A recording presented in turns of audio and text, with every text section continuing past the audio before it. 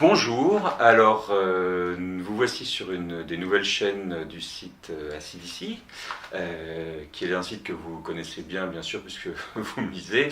Et puis si vous ne me lisez pas encore, je vous suggère d'aller faire un tour sur le site, je mets le lien. Donc c'est acide ici, pourquoi? Parce que j'aime les jeux de mots un petit peu foireux, mais c'est pas ce dont je veux parler. Donc plusieurs chaînes, plusieurs nouvelles chaînes que vous découvrez. Celle-ci, une chaîne qui va parler de la science. De la science en tant qu'entité un petit peu générale. Dans un premier temps, mon but ne va pas être de vous présenter des actualités scientifiques. Il y a des gens qui font ça très bien sur le web, entre autres.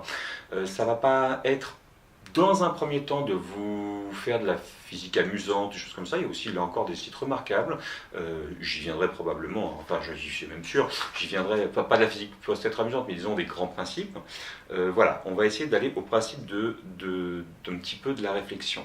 Le principe en question, on va commencer par un premier cycle d'une douzaine de vidéos où nous allons parler de la démarche de pensée. La démarche de pensée rationnelle. Alors pourquoi je vous fais ça? Alors petit quart d'heure légitimité, parce que j'ai été formé à ça. Pour ceux qui me connaissent, qui m'ont déjà lu, voilà, je suis ingénieur en physique, je suis docteur en astrophysique. Bon, la science, ça fait partie de mes modes de pensée. Et je fais aussi partie de ces gens qui remarquent quand même, en regardant autour d'eux, que bien souvent, les erreurs de pensée, ce que j'appellerais les erreurs de pensée, on en reparlera, tout ça, sont quand même légion. Donc entendons-nous bien, quand je parle des pensées. Il y a plusieurs modes de pensée. Hein.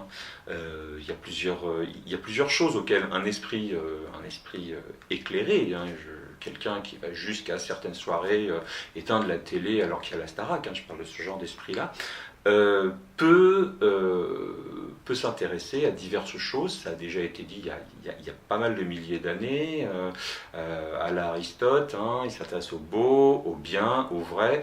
La science, la démarche de pensée rationnelle, on va plutôt appeler ça comme ça dans un premier temps, est-ce qu'elle s'intéresse au beau? Non, enfin, elle n'est pas censée avoir quelque chose à dire dessus. Ça ne veut pas dire qu'on ne va pas chercher la beauté dans la pensée, dans la science. C'est même un des grands critères qui guide, entre autres les physiciens qui sont les rois là-dessus, hein, pour aller chercher de la beauté dans la relativité générale. C'est un exemple assez classique, auquel je souscris complètement. Donc, voilà. Mais la science en elle-même n'est pas là pour dire, ou la pensée rationnelle, on va dire, la pensée justement rationnelle n'est pas là pour parler du beau, ni du bien. Le bien, c'est un domaine qui va intéresser l'éthique, la philosophie. Pour certains, ça peut intéresser la métaphysique, la spiritualité, d'autres choses. C'est un autre débat, le genre de débat qu'on peut avoir d'ailleurs sur le site, sur aussi l'autre chaîne, la chaîne qui va parler un petit peu de chronique et des pensées. Là, ici, on va s'intéresser plutôt au vrai.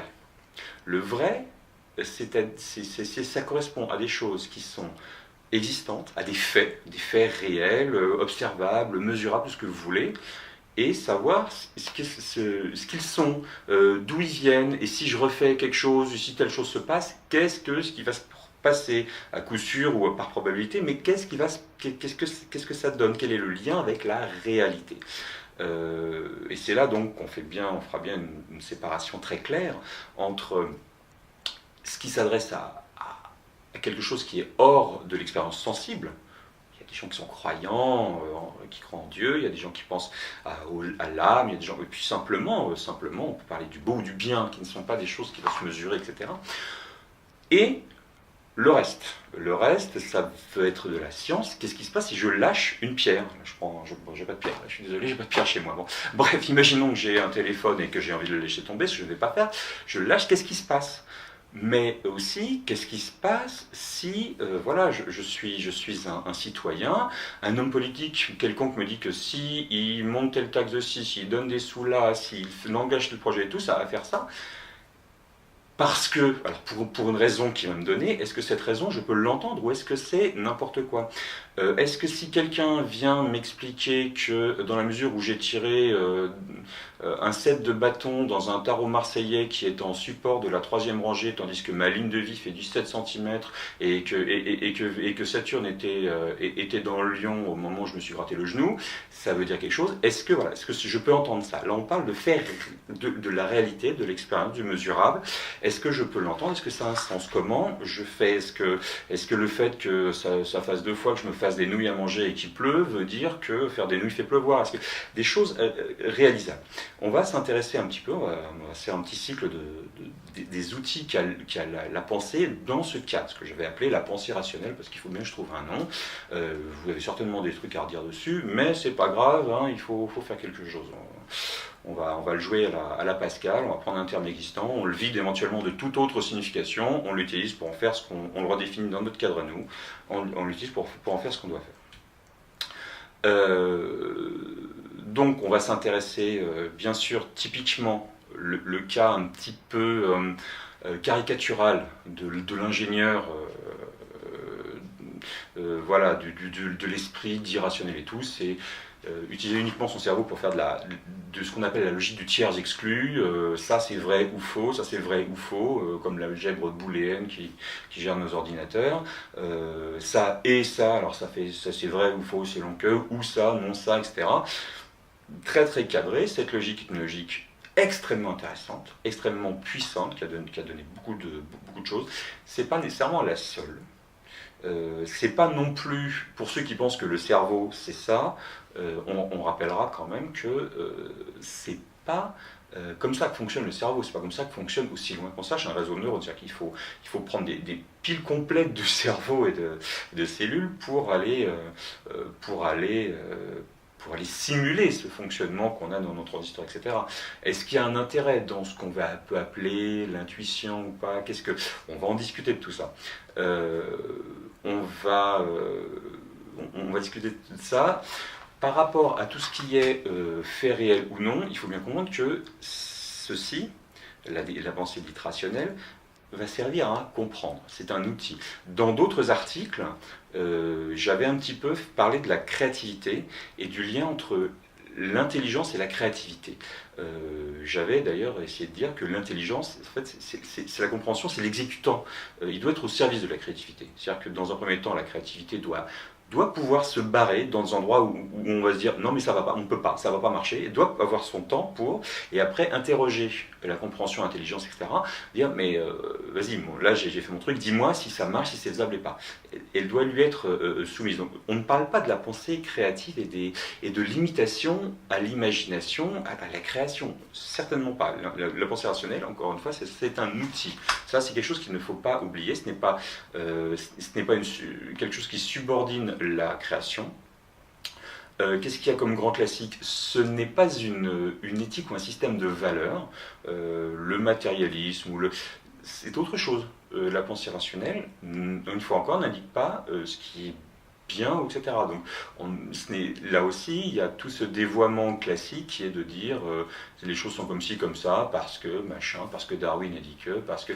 Donc voilà, tu les touches, j'en sais rien. Bah, ce n'est pas, ni pour ni contre, bien au contraire, simplement, ce n'est pas la pensée rationnelle qui doit permettre de conclure dans des sujets de ce genre d'ordre éthique, bien entendu. Elle n'y arrivera pas. Elle n'a pas les outils parce qu'elle ne travaille pas dans le même monde. Ils travaillent sur des plans qui ne se rencontrent pas. Voilà. En tout cas, ce qu'on va apprendre, c'est ce qu'on va essayer d'apprendre ensemble, discuter, c'est les mécanismes pour j'ai des faits, j'ai des idées, peut-être, c'est mieux. Comment ça marche? Qu'est-ce que j'en fais?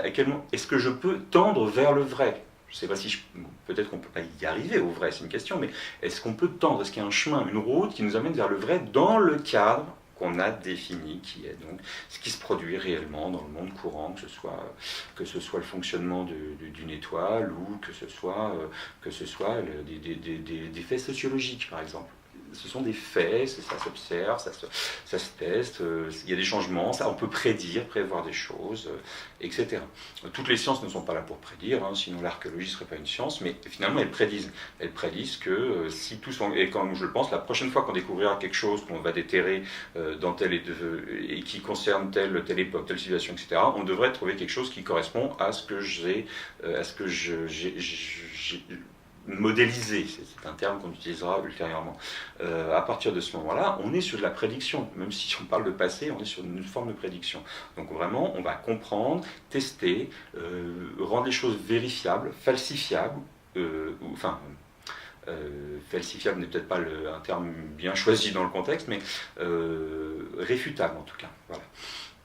On va apprendre donc les mécanismes mentaux qui tendent à unifier, c'est-à-dire à chercher à rassembler des faits distincts comme les faces d'un même cube, mais regardées sous un autre angle.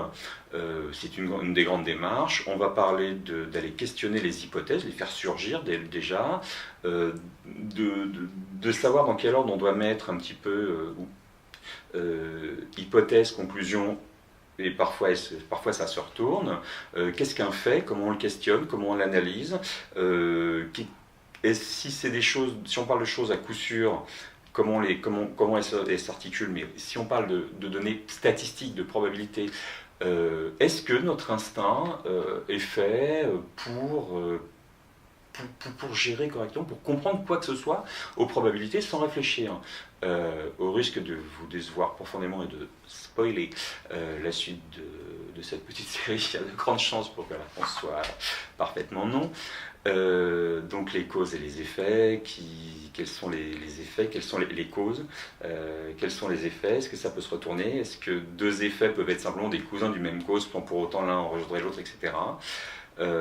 Pour aller jusqu'à la notion de modèle du monde, une sorte de sous-monde mental simplifié sur lequel on peut utiliser des outils qu'on a, de la logique ou des mathématiques ou que sais-je, ou de la réflexion pas encore mathématisée, comme ça peut se faire en psychologie par exemple, mais pour en déduire des choses, voilà, et beaucoup d'autres choses encore.